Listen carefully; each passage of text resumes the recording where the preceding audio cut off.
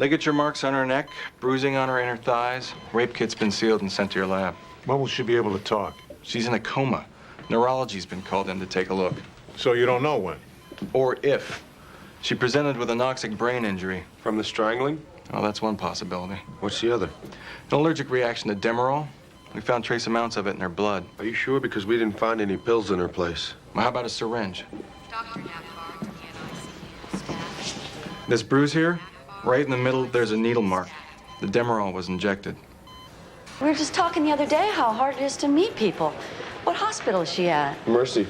Oh, I should get flowers. She's in a coma. Oh, well, if Cecilia wakes up and there's nobody there, oh, this is so awful.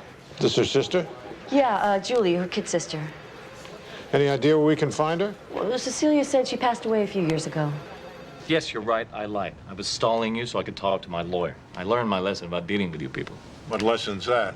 That we're as stupid as we look? I've been through this circus before, when Julie disappeared. That's where you learned to lie? There, that's what I mean. You just twist everything. I can. You don't have to get into it with I'm okay. Just ask your question. We just want to verify a few things. Now, you said you hadn't seen Ms. Knoll since you moved to the city? Right. Well, she told the detective in Queens that she ran into you about a month ago. Okay, sure. On my lunch hour, it was in Midtown. What'd you talk about? Nothing. I tried to be polite and get away from her as fast as I could. She's still laboring under the delusion I killed Julie. A lot of people had that delusion. Next question. We read the investigators' reports on Julie Gorham. The one thing everyone remarked on was your temper. You trying to bait me? Just stating the facts. You have a thin skin. That's why Julie was breaking up with you. That's why she came down to New York. That's according to Cecilia. The truth is, we were making a fresh start. I had the hotel room ready. I had champagne, flowers. She never got to the hotel. And that's according to you. It's what happened. They have a record of her getting on the plane, Ken. What, she jumped out over Poughkeepsie? Damn it, I didn't kill her! See? It still gets to you, doesn't it? You thought you had it all put behind you when you came down from Albany, and bang, you run into the big sister. I got better things to do than worry about a crazy woman. A guy like you? I don't think you'd just walk away from it. You wanted to reason with her, you know, have a little sit down, bury the hatchet. There was no reasoning with her. But you tried anyway, didn't you? You met up with her at the bar at the Swanson Hotel. Maybe you didn't get the satisfaction you wanted. You went home, you stewed about it. No! And you went to her place, you gave her some bull, and she let you in. That's enough. And you did to her just what you did to her sister, didn't you? No! I never laid a hand on her! Ken. I know my rights. I know where I stand. I've talked to them as much as I have to. I'm leaving.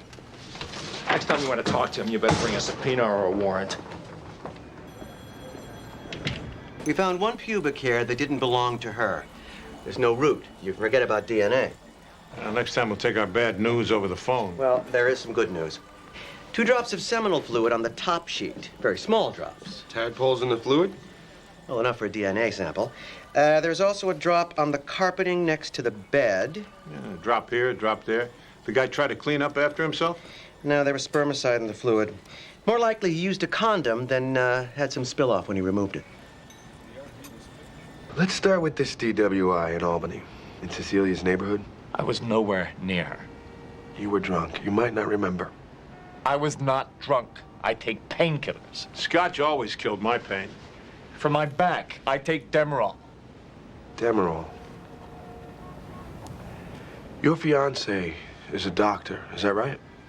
An oncologist. What does that have to do? In her office, she keeps swabs, syringes, things like that. Yes, of course. What are you writing? You and your fiancé use condoms? What the hell? He's not going to answer that. Isn't he curious as to why we're asking? Yes, I am. Whoever raped Cecilia used a condom, except some of his little guys got away from him, like on the rug, on the bed. That's why we took your blood, Taylor. That doesn't concern me one bit. We're giving you the straight dope. Let's move on. Sorry to interrupt. We have the blood test results, Mr. Taylor. Your DNA matches what we found at the scene. Boo! You should have been a little more careful when you took off your party hat. It's not possible. OJ or no OJ, DNA don't lie, my man. Would you like to make a statement at this time, Mr. Taylor? It is not possible. I'll take that as a no. Mr. Garnett, I've notified the DA's office. We're ready to take your client over for arraignment. This can't be happening. Charles, do something! Yeah, Counselor, why don't you click your heels 3 times and say there's no place like home? The bartender at the Swanson told us you're there at least 3 nights a week. Ms. Knowles was there the night she was attacked. The night after you saw Ken Taylor. I don't know, Ken. Oh, I bet he remembers you. We put you in a lineup, even blindfolded, he'd pick you out. So the way to go here is nice and easy. Okay. We go that way. What kind of charges? Don't cooperate and you'll find out.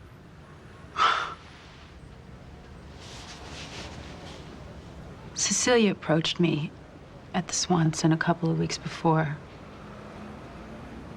I wasn't the first girl that she talked to. She told me that this guy, Taylor, had been bothering her and that she wanted to get something on him. She knew he called the escorts. She said she'd pay me to find out which service. Is this something you've done before? No. But I know girls who've done it. For wives, girlfriends. I called some bookers I knew. I got the information Cecilia wanted, and then she offered me more money to arrange to meet him. And to get a semen sample? Yeah. I made sure he used a condom, and I gave it to her the next day. Did she say what she was gonna do with it? She told me Taylor killed her sister. She said she was gonna make him pay for it.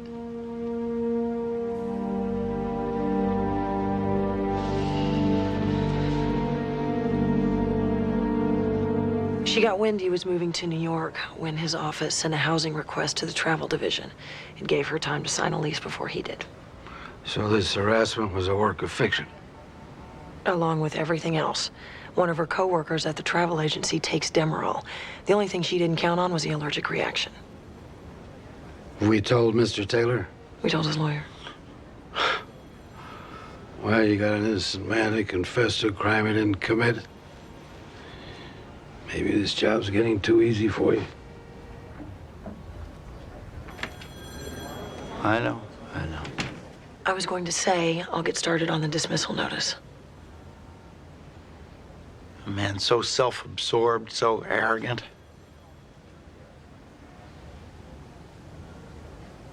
It never occurred to me he might be innocent. Or that Cecilia Knowles might be so desperate. What the hell? Hey, pull over to the curb, will you? No, back it up, come on, back it up! Police! Don't move! Raise your hands and turn around slowly.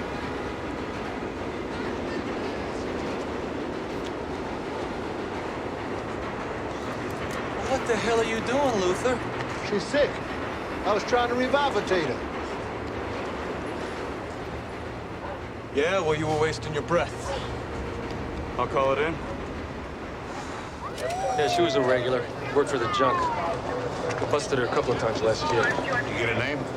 Wynn George. $50 a throw.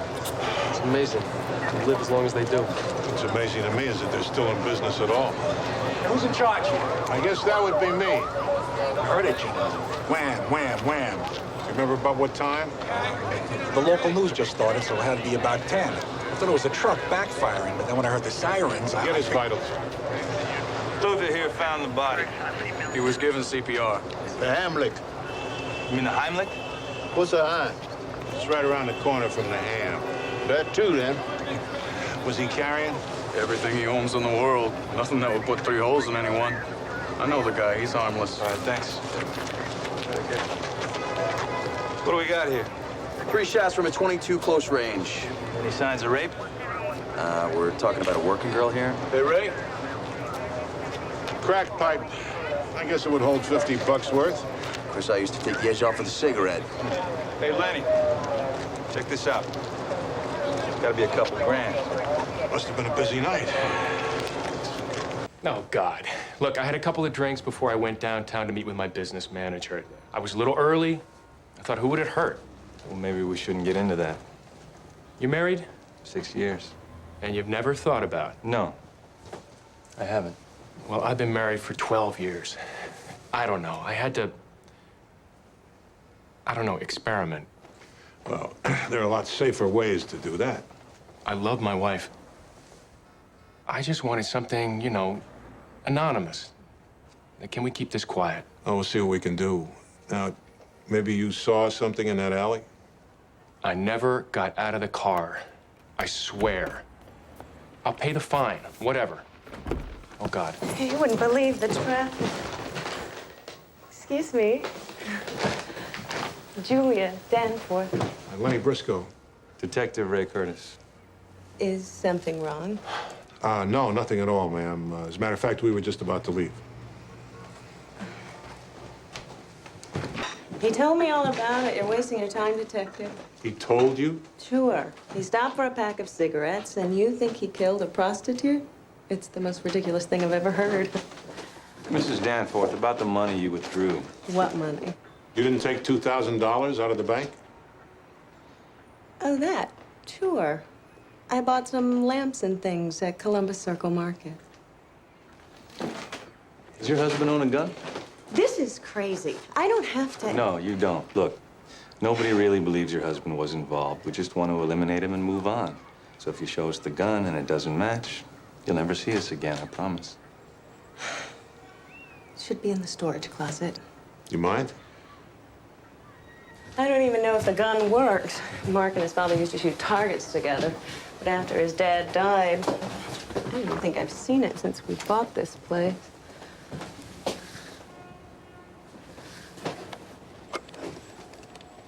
Huh, I could have sworn. He must have stored it someplace else. Dr. Mark Danforth? You're kidding. I know him. He's a prominent plastic surgeon. You know him? You mean those aren't real? My friend had a nose job. So, a neighbor heard the gunshots around 10. That gives him plenty of time to get down to the village to meet his business manager by 10:30. And he took $2 grand out of the bank. Did he say why? He denies it. Says it was the wife. And she backs him up, but I'm sure she's covering. The ATM didn't have a camera? He used the machine at the local market. Oh, smart. What about the murder weapon? He owns a gun, but he misplaced it. And it gets better. Dr. Danforth had a Colt 22 registered in his name. Now, judging from the left twist on the bullets recovered from the victim's body, they probably came from a Colt.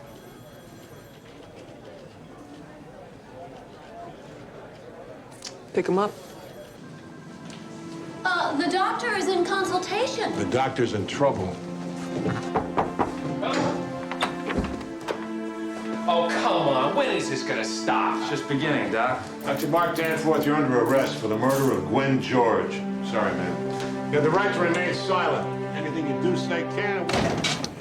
I don't get it, Jack. Why all the secrecy? We just have a few questions. You already won the case. You had me schlep up. It could be worth your while, Larry.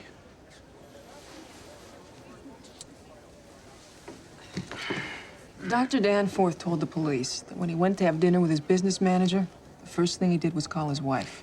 Do you know what she said to him? Nothing. He talked to the machine. She told him later that she went to the movies. That's interesting, because she told her partner she was at an estate auction. Then she told me she was home all night. Yeah, so where are you going with this?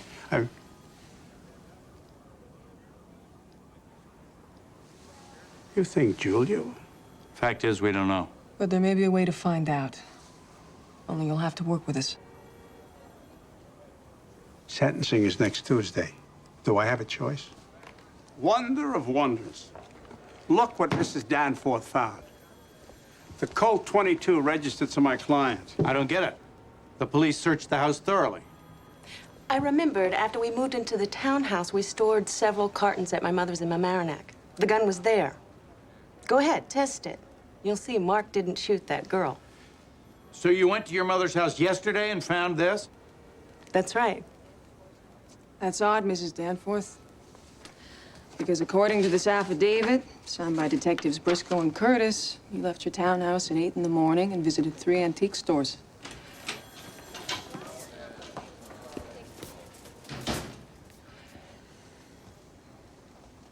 You then went to your office on Madison, where you stayed until you went home at 6 p.m.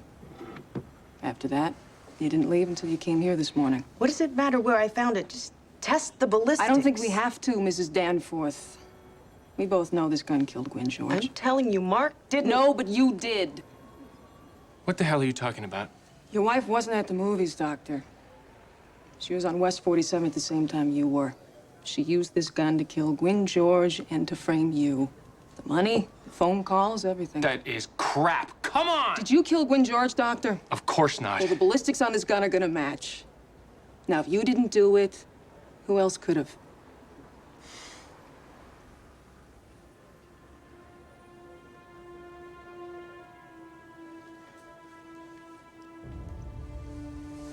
We can wait for ballistics, Mrs. Danforth. You should understand. Murder? I don't think so. You conniving. How the hell could you? Me? You can't keep it in your pants. And I'm supposed to smile and fix you breakfast and bounce around the bed with you once a week? No! This girl, it was meaningless. Well, how the hell do you think that makes me feel? You're unhappy, so I should go to jail for the rest of my life. I want you to hurt. Hurt as bad as I do. For the record, what was it that turned you on? Was it the cheap lipstick? The short skirt? Or just doing it in the back seat of the car? I married you, Mark. That's supposed to mean I can trust you. Hey, big guy. It's Pop. Home from the wars. Lila, is he all right? He was fine when I put him down. I could barely feel him breathing. Evan? Evan? He feels cold. I've got a cab waiting.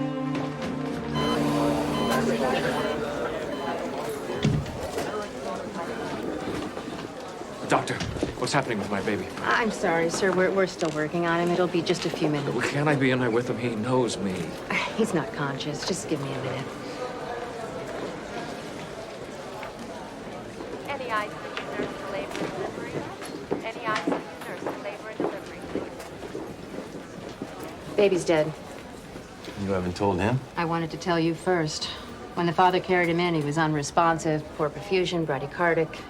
We intubated and found heavy secretions in his mouth. His pupils were pinpoint, 1 millimeter. Poison. And it wasn't from getting into the cleaning supplies? He's too young to crawl. He didn't go to the poison came to him. And now I get to tell that man his child is dead. And we get to ask him who did it. Evan just had a checkup on Monday. The pediatrician said he was fine. 75th percentile in height and weight. I'm very sorry, Mr. Carmel. But we have to ask you about what your baby ate today. I don't know. I was in Boston. What the hell did he eat, Lila? Just what he eats every day. You're the babysitter, Miss Crenshaw? Au pair, I live in, like... Warren? Wendy? Warren, where is he? What? Where is he? I want to see him. He died. No. No, I want to see him. Ray. Miss Crenshaw, what did Evan eat today? Mrs. Carmel gave him a bottle in the morning and some strained fruit. A bottle of what? And what kind of fruit? A formula, Matrolac, plums, baby's best. He won't eat the other brands. I gave him another bottle later on and the rest of the jar of plums right before his nap. The jar was just sitting around? In the refrigerator. The cap was on tight and the button popped in the morning. I saw Mrs. Carmel open it. How did Evan seem when you placed him in the crib? Fine. I had the monitor on. Didn't hear anything unusual. This is so awful. Do you have any idea what happened to Evan? Was it the food? Or something in the food. He might have been poisoned. Who would poison an infant? It's crazy. Well, what do you think? Was anybody acting crazy around him?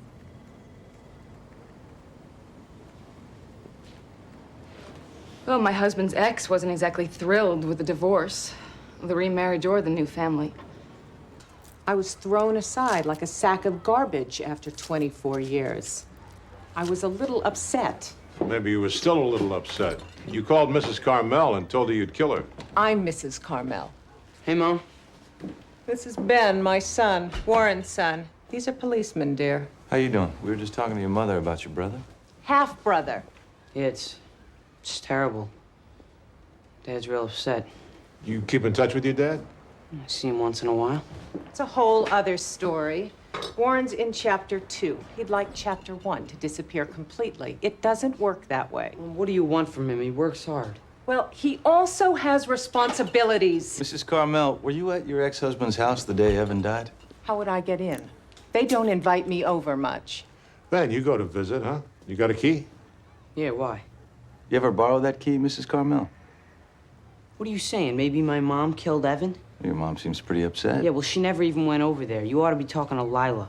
The au pair girl? Damn right. Didn't they tell you about the other time she poisoned him? Like the doctor told you, it wasn't poison, it was an accident. I didn't kill Evan. Why can't you believe me? I'd like nothing better, Miss Crenshaw. But the poison didn't drop out of the sky into those plums. Was there anybody else in the house that day? No. But I took Evan for a walk around at midday. So you're saying somebody could have come in while you were out? Yes, exactly. Like who, Mr. and Mrs. Carmel? Well, no, they were away. All right, who else? Olivia, the housekeeper. She comes on Thursdays. She has a key. When you were feeding the baby, why didn't you notice the plums smelled funny? I wouldn't notice things like that. I think baby food's revolting. How about when you put him to bed? You didn't notice he was crying? Yes, but he always cries. He has colic. If you let him fuss a while, he goes to sleep. And how long did you listen to him fuss on the baby monitor? I'm not sure. Did you even have it on? Yes, of course. There's a speaker in the kitchen and in my room. Oh, so you heard him vomit? I thought he was spitting up. Well, how could you be so sure? How could you not check on I him? am not his mother. I came here to be an art student, not a bloody wet nurse. Look, I did the best I could. I swear I did. I've got a diary.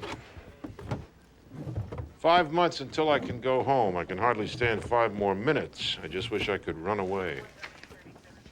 The way they spoil this mewling child, it's repulsive. Let him clean his dirty nappies just once, then see how much they love their precious little bundle. Bitch. Hey, Lenny, we've got chlorine, sulfur, trifluorine, ammonium sulfate, and nicotine. And I guess the skull and crossbones means it's not quite fit for human consumption. Looks like a receipt. Cash purchase, day before the baby died. Call the station. Tell them they got a keeper. Madam Foreperson, you have had 3 additional days to deliberate upon this charge. Has anything changed since we last spoke? No, Your Honor.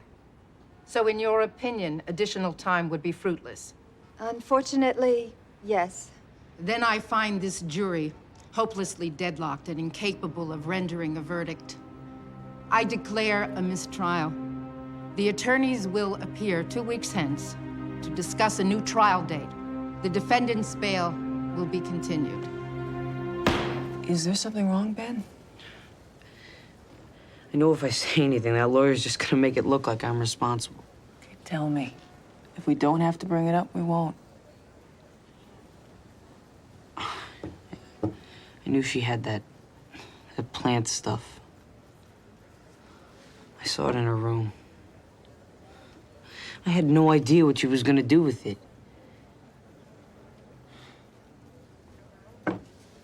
When, if ever, did you see Miss Crenshaw use pesticide on her plants?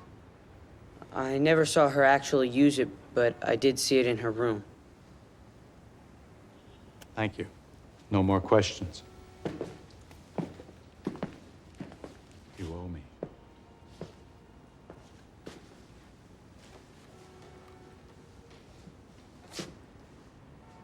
You loved your brother, didn't you? Sure. So it must have occurred to you that telling a little lie might help the prosecution convict Lila Crenshaw. I'm not lying. Okay, maybe exaggerating a little. Everything I said is exactly what happened. Good. Now that we've got that out of the way, where were you the day Evan died? In school. And if we check the school records, that's what we'd find? Yeah. Good. Because my assistant is on the telephone with the school right now. Okay, look. Maybe I ditched a few classes.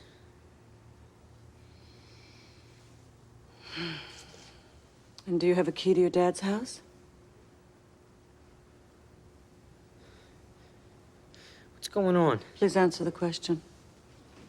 Yeah. And were you in the house the day Evan died? No!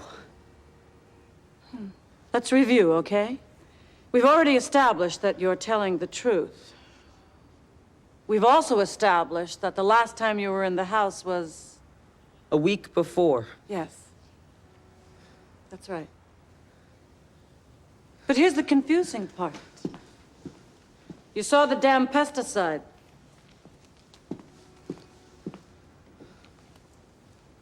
What's the paper I just handed you, Ben?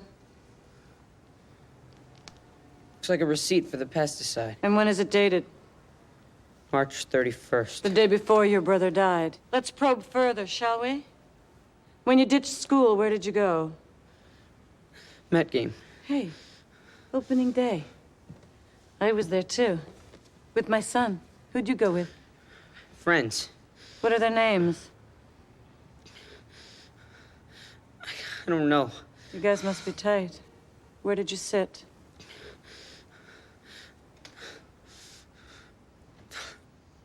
Sorry. Sorry. Before we go any further, son, I just want you to know you are entitled to speak with a lawyer. What's a lawyer gonna do? You weren't at the game, were you? You went to your dad's house. We were supposed to go to the game. We went every year. You killed Evan because your dad forgot? Because he forgot everything. We had a storybook life. David was a doctor, a surgeon. He put Wendy on a horse when she was 8 years old. Every year, she won her age group. She had lots of friends. She liked school. Well, sorry to say it, Mrs. Berman, but kids don't usually run away from perfection.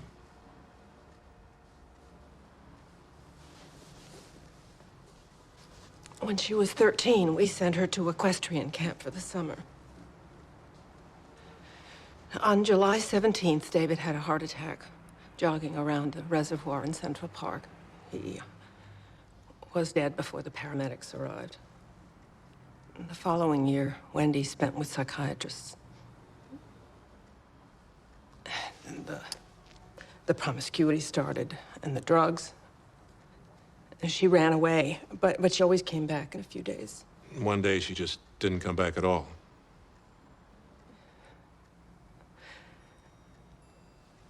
Last year, I got a letter. She said she was all right, but something terrible would happen if I tried to contact her. If we could see that letter. I'd like it back if that's okay. And the fifth angel sounded the trumpet, and I saw a star fall from heaven upon the earth. And there was given to him the key of the bottomless pit. Shrinks did a hell of a job. What is it, she joined a convent? Get this. Return address 476, Avenue bearing the initial of our Lord into the new kingdom. Great. This time of day, it's going to take us an hour to get downtown. Since when do you have a road map to heaven? I don't, but I've been up and down Avenue C. See for Christ.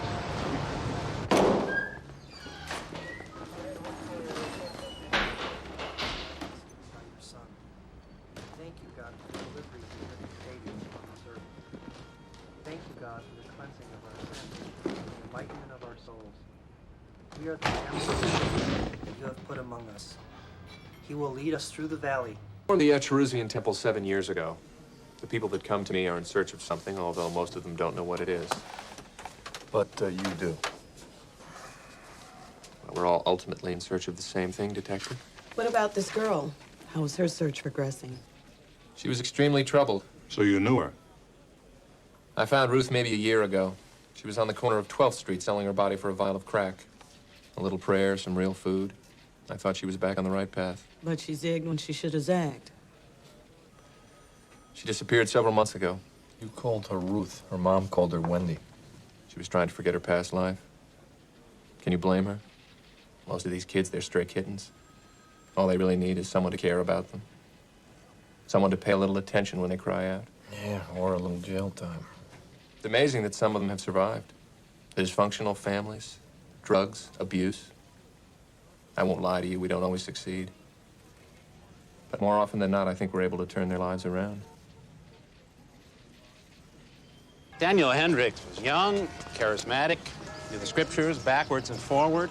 By himself, he expanded our congregation by 50%. Sounds like a guy you'd want to keep around. He was also crazy, and became crazier when the membership chose me as their president. Did he ever threaten you? One Sunday, he stood on the pulpit screaming that we would all die in a lake of fire. Yeah, well, he's got his own pulpit now. Beware of false prophets, which come to you in sheep's clothing, but inwardly they are ravening wolves. Yeah, but his congregation seems to think he's the real thing. The real thing doesn't ask you to donate all the money you could steal from your parents. I wouldn't call what he has a congregation. I'd call it a cult. One of these days, maybe he'll stop trying to save the world. Get married, raise a family. Any prospects? One of those kids that hangs around his church. Pretty girl. Ruth, something or other. Is this her? Oh, she was older. But yeah, When was the last time he saw her? maybe a month ago. She and Danny came for dinner. Being a fanatic's not against the law. His girlfriend had ammonium nitrate under her nails. They bought the diesel fuel together. It doesn't mean he knew what she was going to do with it. The girl liked to ride horses. What does she know about explosives? Hendricks spent 4 years blowing up things for the army. You have a motive? Who knows, maybe he saw a burning bush. Look, he lied about seeing the girl. We can get the entire congregation from his old church to swear he's a nut job. We're talking arson and felony murder. There was a great explosion, and the person responsible for it is dead. Wendy Berman caused her own death. The case should be closed. But the folks at the DA's office have a hard time sleeping when they think someone is murdered and there's no one left to put in jail. So they racked their brains and they came up with my client. He kidnapped poor Wendy. She died while under his control. He's responsible. But what exactly did he do? He didn't lock Wendy in a closet. He didn't tie her to a chair. No. He made her give up drugs. He made her give up crime. My God, he actually made her read the Bible. And that, according to Mr. Stone, is brainwashing, and the son of a bitch should rot in jail.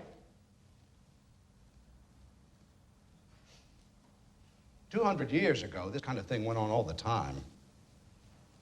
That's why we loaded up the ships, sailed the seas, and set up shop here. Beware of the false prophet. In the last century, he rode on horse-drawn wagon and he sold snake oil. And in the 70s, he carried a briefcase and a calculator and he sold real estate in Florida. But Mr. Hendricks, he doesn't sell snake oil or real estate. He sells death and he sells destruction. He doesn't call it that. He bottles it as the apocalypse. And Wendy Berman bought it. The perfect victim for a charlatan, a con man, a grifter. And it's interesting that he chose to camouflage his scam in religion. That's the genius of it. See, if you proclaim from the pulpit and quote from the good book, it is an almost inescapable trap for the innocent and the vulnerable. And Wendy Berman came to that with her need. And Mr. Hendricks gave her the hope. But the hope he gave her was a ruse to get her to do what he wanted her to, which was murder. But in the end, it was Wendy Berman that was killed.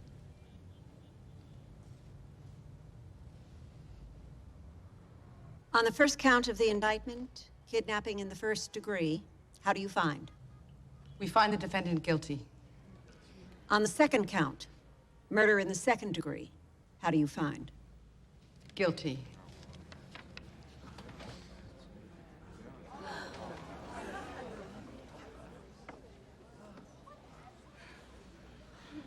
Forgive them, Lord, for they know not what they do.